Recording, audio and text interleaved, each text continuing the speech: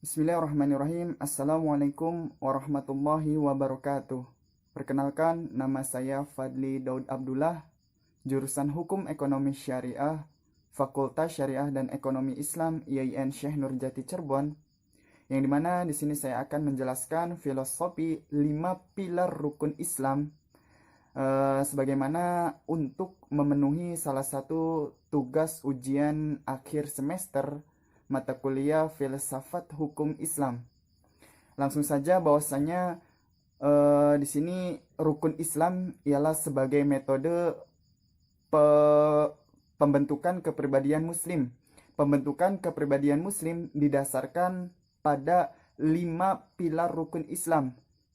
Secara fisiologis serupa dengan pendekatan behaviorisme yang lebih mengarah pada pembentukan kebiasaan dan pengalaman-pengalaman. Oleh sebab itu, pendekatan Islam yang ditegaskan melalui 5 pilar rukun Islam ini melibatkan pendekatan syariat dan hukum fikih untuk memicu melakukannya, yang sangat populer dengan menggunakan 5 hukum dasar, yakni yang pertama wajib, kemudian sunnah, haram, makruh, dan mubah. 5 rukun Islam berupa syahadat, sholat, puasa, zakat, dan naik haji merupakan pelajaran didikan dasar. Pelajaran lainnya berupa apa saja yang telah disyariatkan Allah, baik tertuang dalam Al-Quran, sunnah, dan ijtihad para ulama. Oke, baik. Yang pertama kita lihat filosofi rukun Islam yang pertama, yaitu syahadat. Di sini syahadat sebagai latihan lisan pembentukan kepribadian muslim. Pada latihan lisan, pembentukan kepribadian dengan cara mulut menyebut atau menyuarakan kata-kata atau kalimat tertentu dalam berbagai bahasa akan menciptakan suatu autosugesti bagi seseorang untuk melakukan hal sebagaimana diucapkan. Autosugesti akan efektif jika apa yang dikatakan atau dipahami betul-betul oleh individu. Oleh sebab itu, bacaan-bacaan doa, zikir, dan seterusnya akan lebih efektif jika dipahami secara proporsional, kemudian dihayati. Kemudian pepatah mengatakan bahwa salamatul insan fi hizil lisan. Keselamatan seseorang ditentukan oleh penjagaan atas lisannya. Syahadat merupakan pengingat paling dasar dan mendasar untuk memberikan autosugesti bahwa tidak ada semangat atau motif dan tujuan serta kesadaran diri, kecuali hakikatnya semua hanya kepada Allah semata. Kemudian kita lihat rukun Islam yang kedua, yaitu sholat. Filosofi rukun Islam yang kedua ini kita jadikan sebagai sholat sebagai latihan jiwa raga pembentukan kepribadian muslim. Jika seseorang telah fasih latihan pertama, maka latihan berikutnya ditingkatkan dengan melibatkan anggota badan. Sholat di atas sajadah ini merupakan latihan dan pengingat untuk memperoleh semangat dan kesadaran dalam kehidupan. Imam Al-Ghazali menyatakan bahwa kualitas sholat ditentukan oleh kesadaran hati, dimulai dari takbiratul ihram hingga salam.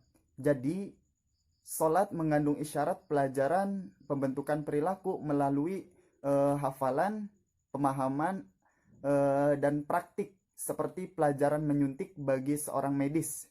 Tidak sekedar diberitahu dan dihafalkan, tetapi harus dipraktikkan berkali-kali hingga menjadi keahliannya. Seandainya harus menyuntik di tempat gelap pun tidak akan salah dan tetap proporsional atau proporsional. Kemudian yang ketiga, yaitu zakat sebagai latihan kepemilikan materi. Mengenai hakikat zakat, Imam Al-Ghazali menyebutkan ada 3 hal, yakni yang pertama, sebagai ujian derajat kecintaan kepada Allah Subhanahu wa taala.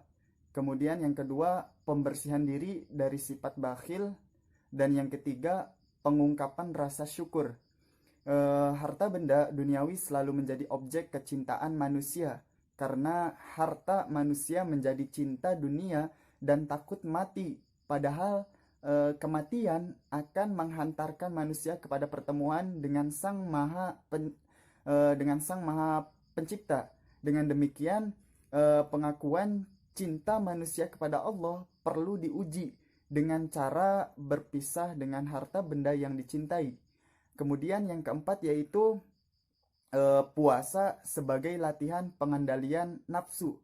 Kejatuhan manusia di dunia disebabkan terumbarnya hawa nafsu, khususnya nafsu perut, makan, dan nafsu biologis. Oleh sebab itu, nafsu perlu dikendalikan sehingga menjadi lambang kasih sayang Allah, sebab nafsu mengantarkan pada perilaku keburukan.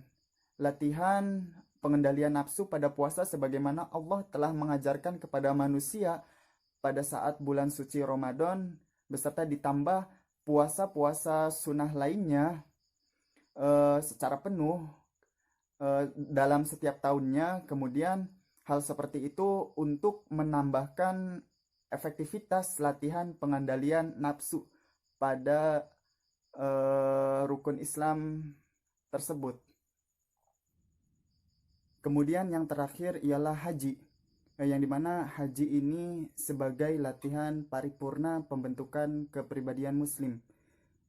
Az-Zorani menyatakan bahwa haji merupakan pusat pelatihan segalanya bagi kaum muslim. Dengan haji, seorang dikondisikan untuk selalu mengingat kepada Allah Subhanahu wa taala, berdoa,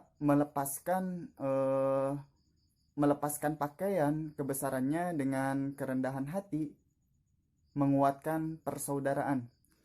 Kemudian ibadah haji juga dikatakan merupakan kesempurnaan Islam, dengan secara syar'i dikatakan wajib sekali seumur hidup.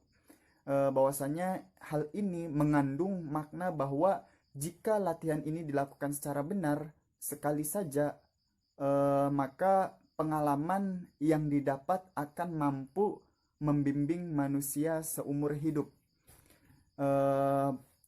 Hal tersebut merupakan 5 pilar rukun Islam sebagaimana telah dijelaskan. Kurang lebihnya mohon maaf. Billahi taufik wal hidayah. Wassalamualaikum warahmatullahi wabarakatuh.